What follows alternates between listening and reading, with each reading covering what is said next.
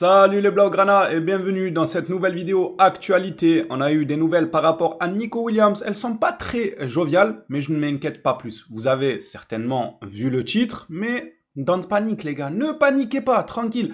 Le joueur finira à Barcelone, même si, selon les dernières nouvelles, ça se complique vis-à-vis de ses agents qui commencent à demander des conditions à Barcelone. On verra ça au cours de la vidéo actualité. On parlera aussi de Rooney, ça c'est une histoire pliée, ou encore quelques informations sur les départs. On nous parle d'un défenseur central sans forcément citer de nom. Est-ce que ça va être Araujo ou alors Christensen? On couvrira tout ça durant cette vidéo actualité. Si vous voulez soutenir la chaîne, n'hésitez pas à lâcher le petit abonnement, le petit like, ça me rendrait énormément service. Ça vous coûte rien et on grandit ensemble les gars, voilà tout. Faut se faire des passes décisives les gars, comme le peintre là de Nico Williams. Il s'est assez fait d'argent, maintenant ça s'est calmé. Ils n'ont pas encore détérioré, en même temps ils n'ont pas encore refait. Parce que ils n'ont pas encore refait la fresque de Nico Williams quand elle a été détériorée hier, il me semble. Maintenant, le gars, il se met à vendre des filants à ses amis. Oui, parce que le peintre, il a vendu le filant à un garagiste. Il a appelé son ami le garagiste, lui a dit, écoute, je peux te vendre un bon plan. Il lui a dit, ouais, dis-moi. Tu vas casser la voiture à Nico Williams et il viendra réparer sa vitre chez toi. Et oui, car après la fresque de Nico Williams, il a le droit à du vandalisme sur sa voiture maintenant. On lui a cassé le carreau de sa voiture. Le garagiste se frotte les mains. Vous me le surveillez lui aussi maintenant le garagiste. Non, on va pas abuser les gars, rentrant dans l'actualité et on verra ce qu'il adviendra. Moi je reste quand même très sûr de moi sur ce dossier-là. Je n'ai aucun stress. Commençons par cette nouvelle. Oh, les gars, lui il a 16 ans. C'est quoi ça? 16 ans ou 17 ans, Bernal, je sais même plus quel âge il a. 17, 18. Bref, il a pas plus de 18 ans, il me semble. Les gars, c'est un frigo quand même. En vrai, à son âge, il a une génétique de malade mental. Marc Bernal sera bien de retour pour la pré-saison. Et ça, c'est une nouvelle qui fait plaisir. Et une autre nouvelle, ça concerne notre requin national, Ferran Torres. Je n'ai pas pris l'information, mais je vais vous le dire à l'oral. Le gars a débuté sa pré-saison depuis maintenant 15 jours.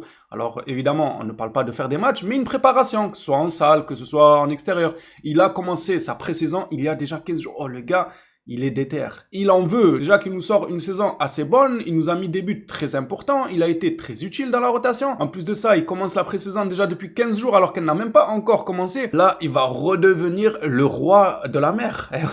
Et oui, ça va être le requin. C'est son royaume, ça va être son fief, Barcelone. On espère qu'il continuera sur cette lancée-là. En tout cas, ça fait plaisir de voir à quel point il bosse. Et cette nouvelle-là concernant Marc Bernal, elle fait tout autant plaisir. Et puisqu'on parle de pré-saison, de retour de la saison, on va parler des dates importantes, clés pour la saison prochaine. Date clé des compétitions auxquelles participera Barcelone. La Liga débutera le 16 août. Prenez un petit papier et notez ça. C'est lent quand même le 16 août. C'est très lent. La finale de la Copa del Rey, ça sera pour le 25 avril 2026. Début de la Ligue des Champions, ça sera du 16 au 18 septembre 2025. La finale, elle, aura lieu le 30 mai 2026. C'est des informations très importantes. Nous, qui avons hâte de revoir le flickball, parce que je tiens plus. Vraiment, je suis comme un tox sans sa dose sans le flickball. Je me lève tous les matins en me disant purée, aujourd'hui il n'y a pas de flickball. Et ça depuis déjà un mois, c'est lent, c'est très lent. On va prendre notre mal en patience, ça va bien se passer. Parlons maintenant de la fameuse règle du 1-1. Les agents de Nico Williams sont montés au créneau vis-à-vis de ça justement. Il n'y a plus que 8 millions pour revenir à la règle du 1-1 selon TV3. Le départ de Pablo Torre dans quelques jours et la prolongation de Frenkie de Jong permettront au Barça d'atteindre cet objectif. Ça serait magistral d'atteindre l'objectif uniquement avec ça. Quand je dis uniquement avec ça, je m'explique. C'est que pour moi, Pablo Torre, c'est une évidence. Il va s'en aller. Peu importe la formule du contrat, il s'en ira. Pareil, pour Frenkie de Jong, c'est une évidence. Il va prolonger, lui-même l'a confirmé de sa propre bouche. Ça veut dire que c'est des dossiers déjà confirmés. Si on arrive à atteindre notre objectif avec des dossiers déjà confirmés, mais l'avenir ne peut que être radieux. Parce qu'on sera tranquille. On va être en mode, ouais, là, il faut qu'on se libère encore de la masse salariale, il faut qu'on libère des joueurs, mais on va y aller mollo. On sera pas pressé par le temps à vouloir dégager rapidement certains joueurs, à les brader, à utiliser peut-être des méthodes pas très sympas pour les joueurs. Bref, ça c'est selon TV3. Si c'est réellement le cas, franchement, c'est un banger. C'est un total banger que le Barça puisse revenir à la règle du 1-1 avec ça. Pour l'instant, j'ai un petit doute. J'admets que j'ai un petit doute, moi, qu'il faut que 8 millions pour revenir à la règle du 1-1, mais si c'était le cas, c'est banger. Passons à l'information sur Hector Fort, rapportée par Gérard Romero. Il nous parle de Fort ou encore d'un défenseur central qui devrait quitter Barcelone. Gérard Romero nous dit qu'Hector Fort et un défenseur central sont sur la porte de sortie. Bon, pour Hector, Je sais qu'il est apprécié par certains supporters Blaugrana, pas par moi. Pour le moment, moi, je m'y fais pas. Si on arrive à avoir quelqu'un pour la rotation, par exemple un Cancelo qui viendrait dans le Money Time du Mercato ou un autre joueur, des Grimaldo, voilà, des joueurs qui peuvent assurer une certaine assurance au poste de latéral. Moi, Hector, j'ai eu du mal. Franchement, à certaines périodes, j'y ai vu évidemment un certain potentiel. Au même titre que tout le monde, j'imagine. Mais par la suite, il m'a gavé. Il m'a gavé, il m'a gavé. Son comportement, son langage corporel. Le gars, on dirait, il fait tout pour les caméras. Bref, je l'avais déjà terminé dans plus d'un débrief. Et la goutte qui a fait déborder vraiment le vase, qui m'a fait arriver à un point de non-retour avec ce joueur, c'est contre l'Inter, quand il rentre, et qu'au lieu de décaler Pedri, je la répète souvent, cette anecdote, mais c'est celle qui a fait déborder le vase, les gars. Au lieu de décaler Pedri ou Koundé sur le côté droit qui pouvait mettre un magnifique centre dans la boîte, le gars, il tente une frappe de 30 mètres. Moi, j'étais là, mais en mode, il cherche quoi? Mais qu'est-ce que tu veux? T'es rentré pour les 10 dernières minutes. Joue simple. Joue le plus facile. Joue ce qui peut apporter le plus de danger. Parce que jusqu'à preuve du contraire, la science nous dit que si tu écartes sur ton collègue à droite et qu'il met un centre dans la boîte, il y a plus de chances de ramener un danger, soit un but, soit un accrochage pour un penalty. Il y a plus de chances que le danger arrive de cette manière qu'une frappe à 35 mètres. Mais pour qui il se prenait? Même Roberto Carlos, il en tentait rarement des frappes comme ça. Et le gars, on est en train de perdre, on te fait confiance pour 10 minutes, tu rentres, tu prends ta chance à 30 mètres. Mais tu te prends pour qui, en fait? Bref, ça m'avait énervé. Moi, c'était le point de non-retour. À partir de là, je me suis dit, ouais, ok, lui, il a un poids chiche dans le crâne. C'est bon, je vais plus attendre derrière lui. Donc, s'il s'en va, c'est pas mon souci. Maintenant, en ce qui concerne le défenseur central, le plus pressenti, c'est Christensen. Mais attention. Attention parce que durant les 15 premiers jours de juillet, la clause d'Araujo s'élèvera à 60 millions. Est-ce qu'il n'y aurait pas des clubs qui vont se positionner dessus?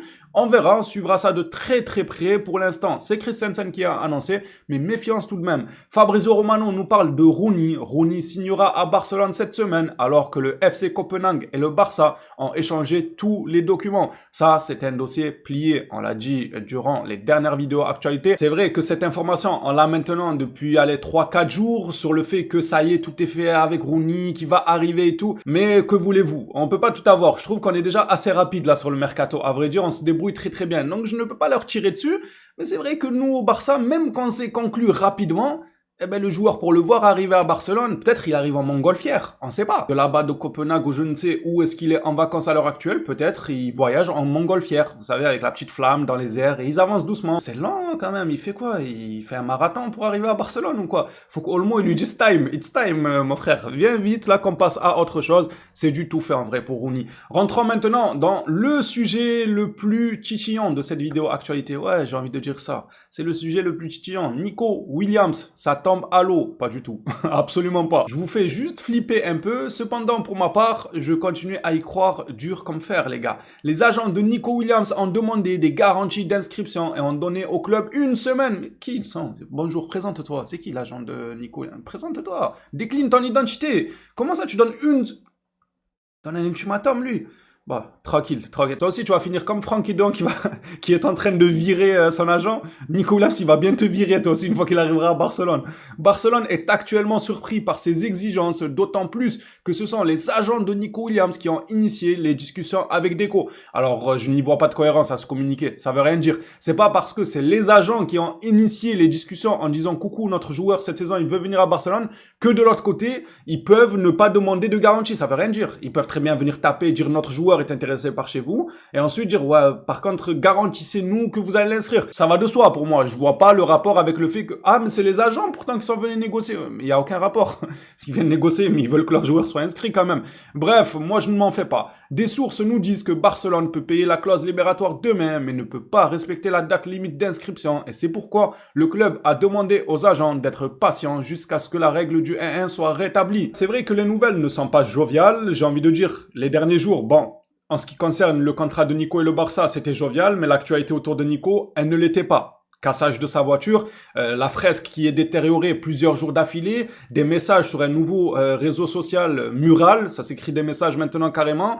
C'était pas très jovial, le cas Nico Williams. J'ai hâte que le Barça s'en débarrasse en le signant officiellement, en revenant à la règle du 1-1, en inscrivant le joueur pour pouvoir aller de l'avant et laisser tout ça derrière nous, que ce soit pour le club ou même pour le joueur lui-même. Il doit se sentir très mal. J'espère qu'il est parti bien loin en vacances. Il me semble qu'il est parti ailleurs en vacances, mais j'espère. Parce que si ça le croise là-bas, là, chez les Basques, ça sera pas une partie de plaisir. Faut sauver le soldat Ryan. Là, c'est le soldat Nico.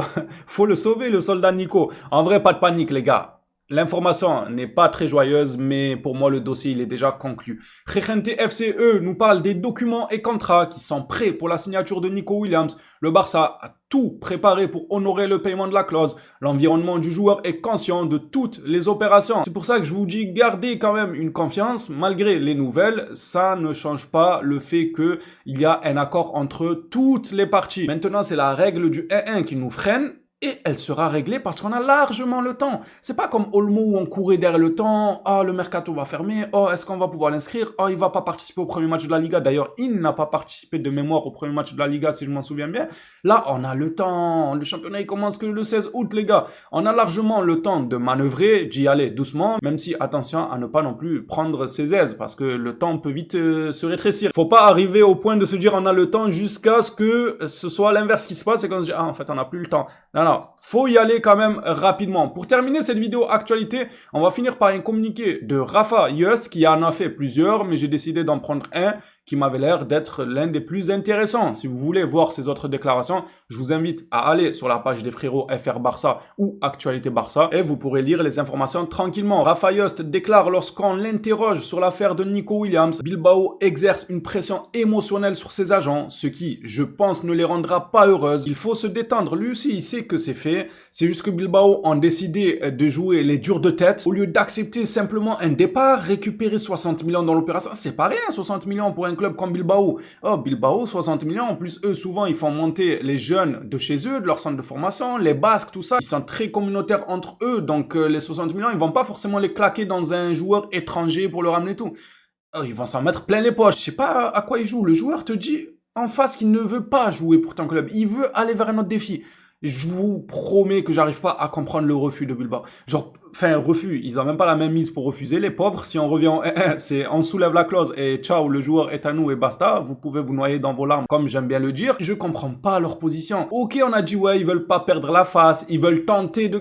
Mais il y a une limite à ça. Tu peux faire des communiqués, tu peux dire ah le Barça achète alors qu'ils sont pas en 1, après c'est bon. Mais de là à continuer, comme dirait Masta, tu le dis une fois, c'est bon, on a compris. Pourquoi répéter ça 20 fois? Non, c'est la vérité, ça c'est le contexte parfait. Pourquoi répéter ça 20 fois? Oh, ils veulent pas lâcher le morceau, Bilbao, tranquille. Ils veulent plus jouer pour vous. Vous n'êtes pas un club attractif à la hauteur des clubs qui jouent tout le temps les plus grosses compétitions en y concourant en tant que favori. Il faut l'admettre, il faut l'accepter. Il n'y a aucun mal à ça, il n'y a aucune honte. C'est la suite même du sport ou de la vie en général. Faut évoluer. Je comprends pas. Franchement, ils sont super égoïstes. Et là où on veut nous faire croire que c'est Nico le méchant qui quitte son club formateur, la vérité, c'est que c'est Bilbao les égoïstes. Et ça, il faut se le mettre en tête. Nous, les Blaugrana, on en est conscients. Mais de l'extérieur, peut-être que certains se disent, oh non, oh, Barça veut l'acheter. Non. C'est Bilbao les égoïstes. C'est eux qui pensent qu'à eux et pas au plaisir de leur joueur qui a été formé. Les phénomènes, ça sera tout pour cette vidéo actualité. Hâte de lire vos avis dans l'espace commentaire. Merci pour votre soutien régulier, ça me fait énormément plaisir. Les vidéos ces derniers temps se portent plutôt bien. Merci à vous tous. On s'attrape à la prochaine sur le FC Barcelone. D'ici là, prenez soin de vous les Blaugrana.